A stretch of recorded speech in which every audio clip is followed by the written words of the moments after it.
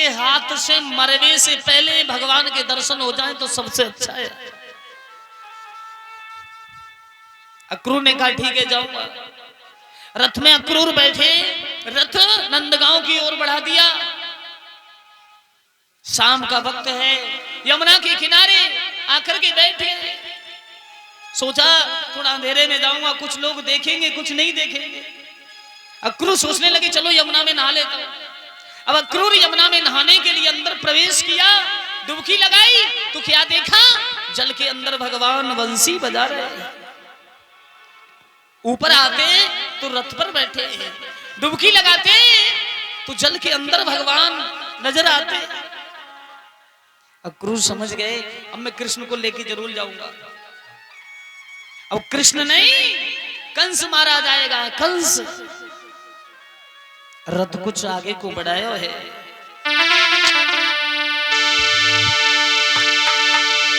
सुंदर घोड़ा जुड़े रथ में, आगे को रथ ये बढ़ाओ है।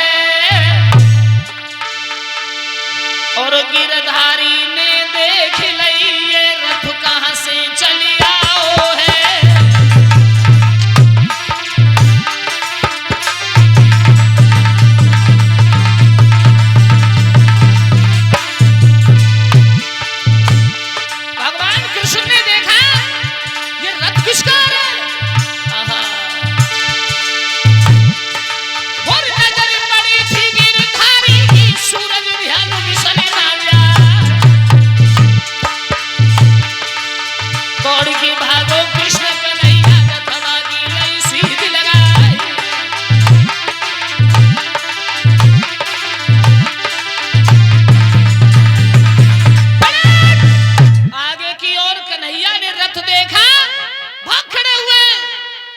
भगवान के जो बाल घुंघराले हैं, ऐसा प्रतीत होता है उन घुंघराले बालों पर धूल छाई हुई है। भगवान सूर्य भास्कर की किरणें भगवान के बालों के ऊपर पड़ रही हैं, ऐसा प्रतीत होता है मेरे श्याम सुंदर के सोने के बाल लगे हों।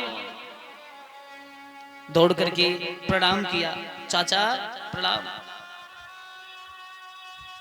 अक्रूर बोले कृष्ण यमुना के किनारे क्या कर रहे हो? जवाब दिया चाचा बस कुछ नहीं, गैया चराने आया हूं। तुम्हें मामा कंस ने भेजा है ना? अक्रूर बोले इनको किसने बता दिया? हाँ, दौड़ के रथ में बैठे। चाचा किस लिए आना हुआ रथ लेके? ये रथ मुझे बड़ा प्रिय लग रहा है, किस लिए आना हुआ?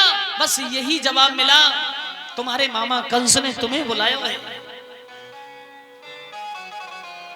बेटा कन्हैया बस कल तुम चलो और उस दुष्ट को मार दो, इस पृथ्वी को पापों से उतरत कर दो।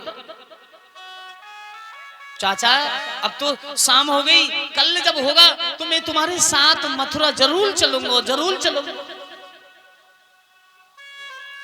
रथ आगे को बढ़ाया।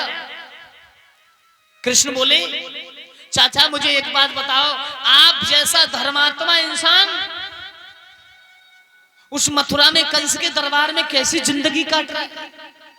जवाब दिया बेटा कुछ मत पूछो, कंस के दरबार में जी हजूर करते करते मेरी जीभ में छाले पड़ गए।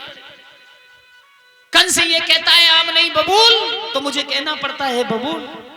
कंस ये कहता है ये गधा नहीं घोड़ा, तो बेटा मुझे घोड़ा ही कहना पड़ता है। लाला अब तुम चलो और कंस को मार दो। कृष्ण बोले चलो अब गोकुल चलते। ग्वाला सब गैया चरा रहे, मधुमंगल बोलो अरे बलराम भैया देख, अरे ये तो काऊ को बड़ा सुंदर रथ चला आ रहा है। छोटू सखा बोलो भैया यार रथ में तो मेरो दादा कृष्ण बैठो है। सब ग्वाला भाग के रथ पर चढ़ गए। लाला ये रथ कहां से आयो? कृष्ण बोले ये रथ मेरे मामा कंस ने भेजो है। वो छोटो वालों सखा बोलो तेरे मामा कंस ने तोको बुलाया है? हाँ मेरे मामा ने मोको बुलाया। लाला तो कब जाओगे? अरे अब तो रुकेंगे ना अक्रूर, सुबह होगा।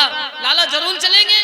छोटू सखा मित्र बोलो, दादा मोको मती छोड़ दियो, कहीं मैं सो तो रह जाऊं खटिया पर, लाला तेरे बिना एक दिन भी ना कटेगा।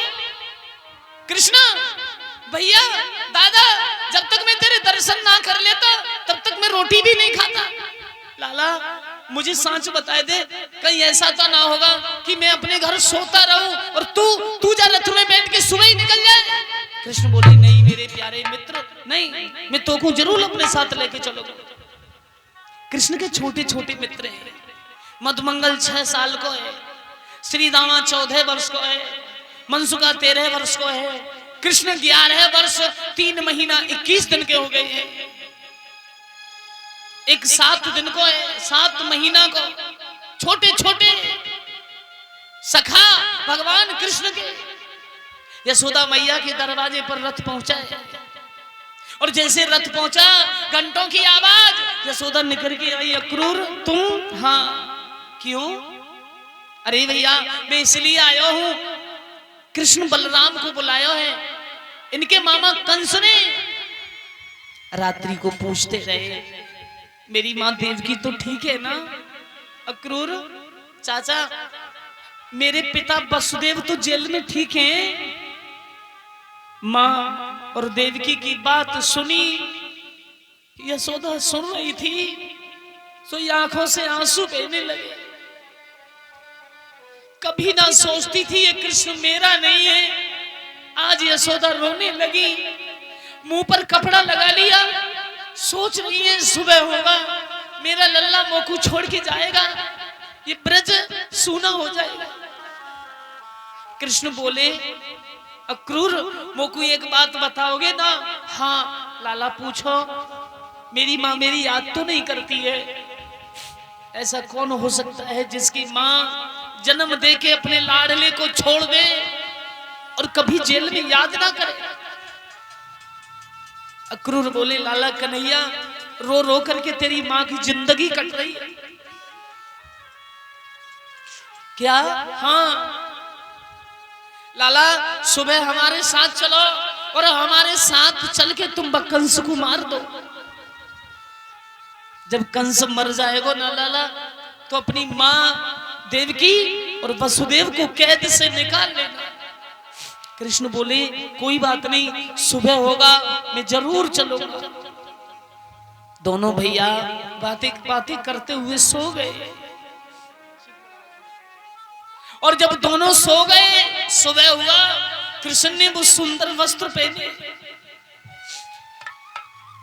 यशोदा उठ के खड़ी हो गई, सुंदर दही लेके आई। रोजाना कृष्ण पालना में सोते रहते थे। वो पक्षी, कौआ, चिड़िया दीवार पर बैठ करके इंतजार करती थी कब कृष्ण उठेंगे, तब हम उनके दर्शन करेंगे। माँ कहती थी, लाला अरे उठो, देखो ये पक्षी तुम्हारा इंतजार कर रहे, लाला उठो, कन्हैया बेटा उठो। लेकिन उस दिन कृष्ण को उठाने की माँ को आवश्यकता नहीं पड़ी। सुबह होते ही कृष्ण उठ करके खड़े हो गए, स्नान किया, तिलक लगाया, अच्छे वस्त्र पहने। यशोदा बोली, लाला तू जा रहा है? हाँ मैं जा रहा हूं मैया। यशोदा की आंखों से आंसू निकल पड़े। लाला तू जा रहा है, पर अपनी बूढ़ी यशोदा मैया को मत भूल जाना। कृष्ण बोले, मैया आज जा रहा हूं, तेरी सौगंध खाए के कहूं, आज जा रहा हूं, कल मामा को मेला देखेंगे, परसों लौट के जरूर आवेंगे, जरूर आवेंगे। नहीं मालूम है उसी यशोदा के लिए कृष्ण परसों का वादा करके कभी नहीं लौटेंगे, कभी नहीं लौटेंगे। माखन रखा, बेटा थोड़ो दही खा लो ना आज मेरे हाथ को। कृष्ण ने माखन मिश्री खायो। यशोदा ने कहा, लाला बस सुबह होते ही बहुत अच्छा माखन पिलाऊंगी, पर लाला मोकू ध्यान रखियो, जब तक तुम नहीं आओगे मैं माखन नहीं खाऊंगी। यशोदा जमीन पर बैठ गई।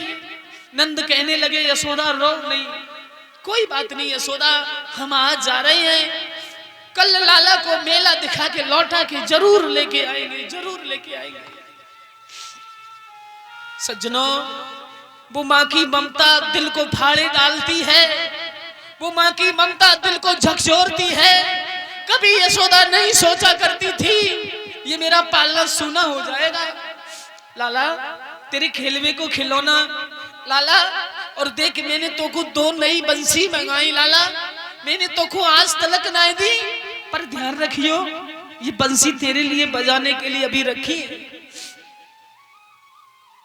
यशोदा रो रही है, कृष्ण खड़े खड़े माँ को सांत्वना नहीं दे सके। लाला तुम जा रहे हो, लेकिन यशोदा को ना समझा सके कृष्ण, तब तक आखिर राधा खड़ी हो गई। बेटा ये तुम्हारी सखी राधा। राधा बोली लाला कहाँ जा रहे हो? आज तो अच्छे अच्छे वस्त्र पहन के बन ठन के कहाँ की तैयारी हो गई। कृष्ण बोले राधा मैं कहीं दूर नहीं जा रहा, आज जा रहा हूं, कल मामा को मेला देखूंगा, परसों लौट करके राधा मैं मैया की सौगंध खाऊं, परसों यशोदा मैया के आंगन में ही बैठो मिले। नहीं मालूम है राधा